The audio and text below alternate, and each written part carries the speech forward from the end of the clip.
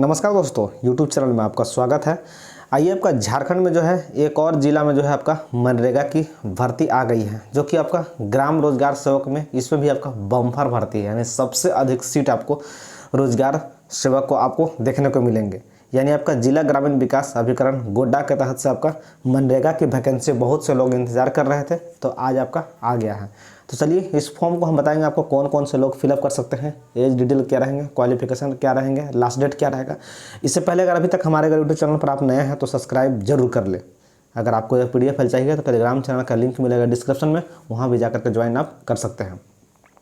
तो चलिए, इस आप वीडियो में कंटिन्यू बने रहें। आपको हम बताते हैं कि आपका कौन कौन से पद के लिए वैकेंसी आई है। यहाँ पे देख लीजिए, आपका यानी आपका प्रखंड कार्यक्रम पदाधिकारी में आपका वैकेंसी नहीं है। यानी आप इसमें आपका जो है आपका कुल पद, यहाँ पे देखिए है आपका कुल पद, इसमें आपका 9 पद पे आपका आया है, जो कि आपका जो है तकनीकी सहायक में देखिए आपका सेकेंड नंबर पे जो है आपका तकनीकी सहायक कनीय अभियंता में जो है आपका 4 आपका है, लेखा सहायक में आपका जो है 3 आपका है, और कंप्यूटर अब जो आपका सहायक है उसमें आपका 2 है, और आपका ग्राम रोजगार सेवक में देखिए 53 पोस्ट है, और आपका 2 जो है आपका यानी आपका विकलांग यानी निःशक्तता के लिए आपका 2 आपका रिजर्व कोटा के लिए आपका 2 सीट आपका है।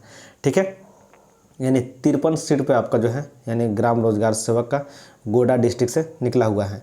तो इस फॉर्म को आप फिलअप कैसे करेंगे, यानी फॉर्म आपका जो है ऑफलाइन के माध्यम से करना है। ठीक है, ऑफलाइन फॉर्म फिलअप करना है, जो कि उम्र आपका मिनिमम कम से कम 18 वर्ष होना चाहिए। उम्र की गणना देख लीजिए, आपका 1/1/2023 के अनुसार आपका 18 वर्ष आपका पूरा होना चाहिए, जो कि आपका अनारक्षित यानी आपका जनरल कैटेगरी में 35 होना चाहिए, उससे अधिक नहीं।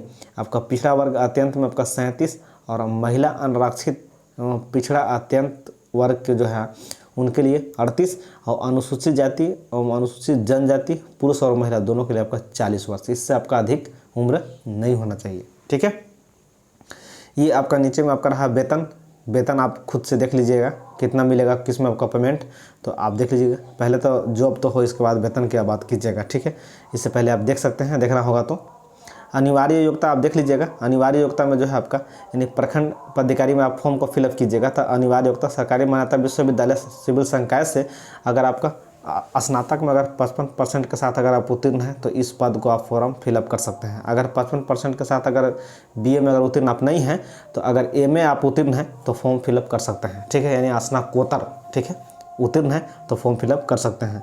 अगर आपके पास एडिशनल आपके पास क्वालिफिकेशन है तो आप डाल सकते हैं, यहाँ पे देखिए ऑप्शन दिया हुआ है। ठीक है, चलिए अगला पोस्ट आपका, ठीक है, अगला पोस्ट में यहाँ पे देख लीजिए आपका तकनीकी सहायक में आपका जो है अनिवार्य योग्यता जो है आपका सरकारी मान्यता विश्वविद्यालय से अगर आपका सिविल संकाय से अगर आप डिप्लोमा किए हुए हैं तो आप इस फॉर्म को फिलअप कर सकते हैं। जैसे आपका BTech BE किए हैं तो फॉर्म फिलअप कर सकते हैं।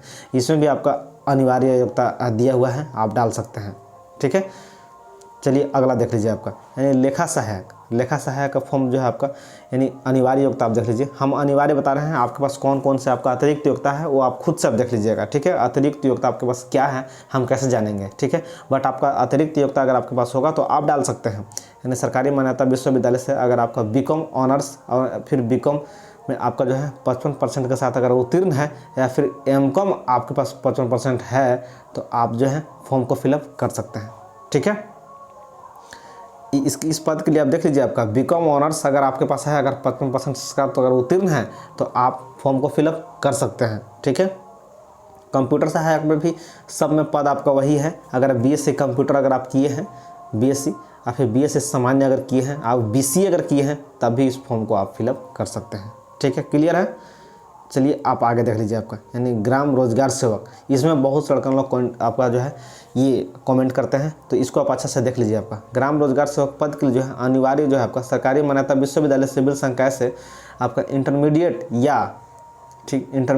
या मैट्रिक परीक्षा के पश्चात आपका किसी भी ट्रेड से अगर आप ITI अगर आप उत्तीर्ण हैं तो फॉर्म फिलअप कर सकते हैं। ITI जो आपका इंटरमीडिएट के समतुल्य यानी इंटर के समतुल्य बराबर समझा जाएगा। ठीक है, आप ISC भी पास है तब भी फॉर्म फिलअप कर सकते हैं। मैट्रिक के बाद अगर ITI किए हुए हैं तब भी फॉर्म फिलअप कर सकते हैं, आप फॉर्म को भर सकते हैं। ठीक है, आप यहाँ पर देख लीजिए आपका अतिरिक्त योग्यता आपके पास दिया हुआ है, आप डाल सकते हैं। जैसे PGDCA किए हैं, PGDIRD किए हैं, तो आप इसमें डाल सकते हैं अतिरिक्त योग्यता में। ठीक है, क्लियर है। तो आप फॉर्म जो है ये ऑफलाइन के माध्यम से भरेंगे। ठीक है, ऑफलाइन फॉर्म भरेंगे। चलिए आपको हम दिखा दे रहे हैं थोड़ा सा। आप यहाँ पे देख लीजिए, आपका आवेदन पत्र के साथ सभी प्रकार के शैक्षणिक योग्यता प्रमाण पत्र जो है आपको लगाना है, जिसमें आप सेल्फ अटेस्टेड कर लीजिएगा, ठीक है। सो अभिप्रमाणित देखिए दिया हुआ है। संलग्न करना है आपका आयु की गणना जो है आपका मैट्रिक प्रमाण पत्र का संलग्न करना आवश्यक है। यानी देख लीजिएगा मैट्रिक में आपका कितना डेट ऑफ बर्थ है और आयु आपका उम्र आप एक बार देख लीजिएगा, ठीक है। स्व हस्ताक्षरित फ़ोटो जो है आपका 6 महीना आपका जो है बाद का नहीं चाहिए, ठीक है, पहले का नहीं चाहिए, ठीक है। आपका कलर फ़ोटो चाहिए, हाँ, उस पर साइन चाहिए, ठीक है, अपना स्व। यानी आपका आवेदन 1 से अधिक पद के लिए आप आवेदन कर सकते हैं। इसके लिए प्रत्येक पद के लिए जो आपका अलग अलग आपका आवेदन देना होगा। आरक्षण दावा करने वाले अभ्यर्थी के लिए सक्षम पदाधिकारी द्वारा जातीय स्थानीय आपका निर्गत होना अनिवार्य है। यानी आपका अगर आरक्षण चाहिए तो जो है आपका अंचल या फिर एसडीओ तक आपका जातीय स्थानीय आपका बना हुआ होना चाहिए, जो कि आपका लास्ट डेट यहाँ पे देख लीजिए। आपका लास्ट डेट आपका जो है 4/11/2023 शाम 5 बजे तक जो है आप ऑफलाइन के माध्यम से फॉर्म को फिलअप करना है, जो कि डाक के माध्यम से भेजना है। देखिए यहाँ पे जिला कार्यक्रम समन्वयक गोड्डा पद के नाम पे जो है आपका निबंधित डाक जो है जिला ग्रामीण अभिकरण कार्यालय गोड्डा में जमा किया जाएगा। आपका विलंब प्राप्त के आवेदन स्वीकार नहीं किया जाएगा। यानी अगर आप लेट से अगर फॉर्म को फिलअप करते हैं तो आपका आवेदन स्वीकार नहीं किया जाएगा, ठीक है। यहाँ पे देखिए आपका आवेदन द्वारा पहचान पत्र के लिए आधार कार्ड, मतदाता पहचान पत्र, ड्राइविंग लाइसेंस, पैन कार्ड या किसी भी आपको जो है एक आपको 6 प्रति संलग्न करना अनिवार्य होगा, ठीक है। आपका नीचे एक देख लीजिए आपका, यानी विज्ञापन प्रकाशन की नियुक्ति एवं हेतु संपूर्ण सूचना आपका आवेदन के प्रारूप निष्पक्षता प्रमाण पत्र के रूप में जो है एवं आर्थिक रूप से कमज़ोर व्यक्ति को प्रमाण पत्र आपको संलग्न करना होगा। यानी आप अगर हैंडीकैप्ट में अगर आते हैं तो आपको प्रमाण पत्र संलग्न जरूर करना होगा। तो आपका इस वीडियो में आपको पूरा हम कंप्लीट बता दिए हैं। इससे पहले अगर अभी तक हमारे अगर यूट्यूब चैनल पर आप नए हैं तो सब्सक्राइब जरूर कर लें। जय हिंद, जय भारत। फिर आपसे मिलता है नेक्स्ट वीडियो में, तब तक के लिए बाय।